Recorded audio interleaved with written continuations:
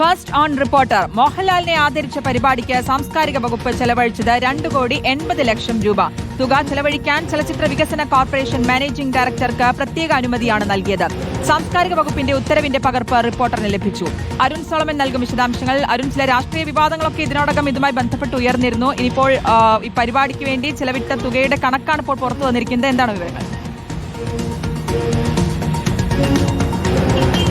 ശ്രുതി, നിലവിൽ ഏറെ ഞെട്ടിപ്പിക്കുന്ന ഒരു കണക്കാണ് പുറത്തു വന്നിരിക്കുന്നത്. കാരണം കേരള സംസ്ഥാന ചലച്ചിത്ര വികസന കോർപ്പറേഷൻ മാനേജിംഗ് ഡയറക്ടർ ആവശ്യപ്പെട്ടത് പ്രകാരം 2,84,00,000 രൂപയാണ് അദ്ദേഹം സാംസ്കാരിക വകുപ്പിനോട് ആവശ്യപ്പെട്ടത്. അതിൽ പ്രധാനമായിട്ടും ഈ 2 കോടി രൂപ എന്ന് പറയുന്നത് സാംസ്കാരിക വകുപ്പും അതുപോലെ തന്നെ ചലച്ചിത്ര വികസന കോർപ്പറേഷനും ചലച്ചിത്ര അക്കാദമി ഈ 3 പേരും സംയുക്തമായി ചേർന്ന് 2 കോടി രൂപയും 84 ലക്ഷം രൂപ ധനവകുപ്പിൽ നിന്നും അധികമായിട്ട് ഈടാക്കാനാണ് നിലവിൽ അദ്ദേഹം ആവശ്യപ്പെട്ടത്. ഏറ്റവും ഒടുവിൽ പ്രധാനമായിട്ടും സാംസ്കാരിക വകുപ്പിന് കീഴിലുള്ള യുവ കലാകാരന്മാർക്ക് നൽകുന്ന വജ്ര ജൂബിലി ഫെലോഷിപ്പുമായി ബന്ധപ്പെട്ട് 1 കോടി രൂപയാണ് ഈ ഒരു അതായത് മലയാളം വാനോളം ലാൽ സലാം എന്ന് പറയുന്ന മോഹൻലാലിനെ ആദരിക്കുന്ന ഈ പരിപാടിക്ക് വേണ്ടിയിട്ട് സാംസ്കാരിക വകുപ്പ് മാറ്റിയത്. മറ്റൊന്ന് 1 കോടി രൂപയ്ക്ക് പുറമെ തന്നെ ചലച്ചിത്ര അക്കാദമി ചലച്ചിത്ര വികസന കോർപ്പറേഷനും 50 ലക്ഷം രൂപ വീതം, അങ്ങനെ മൊത്തം 2 കോടി രൂപ നിലവിൽ ഈ ചലച്ചിത്ര വികസന കോർപ്പറേഷൻ മാനേജിംഗ് ഡയറക്ടർ നിലവിൽ നൽകി എന്നുള്ള വിവരമാണ് ഈ പ്രത്യേക അനുമതി വീതം ഈ ഉത്തരവിൽ നിന്ന് നമുക്ക് മനസ്സിലാക്കാൻ സാധിക്കുന്നത്. മലയാളികളെ സംബന്ധിച്ച് മോഹൻലാലിന് പ്രത്യേകിച്ചും ഒരു ചലച്ചിത്ര മേഖലയിലെ ഏറ്റവും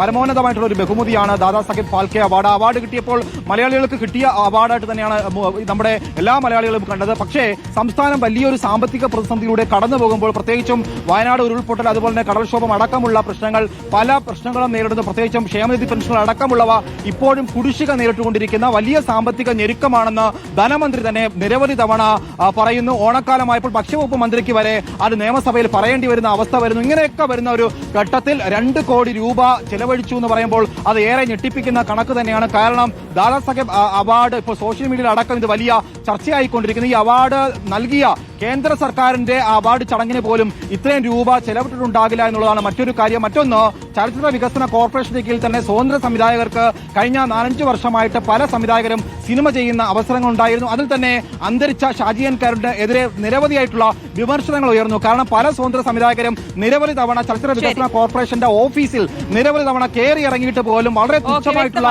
തുക നൽകി അവരെ പരിപാടിക്ക് സാംസ്കാരിക വകുപ്പ് ചെലവഴിച്ചത് 2,80,00,000 രൂപയാണ്.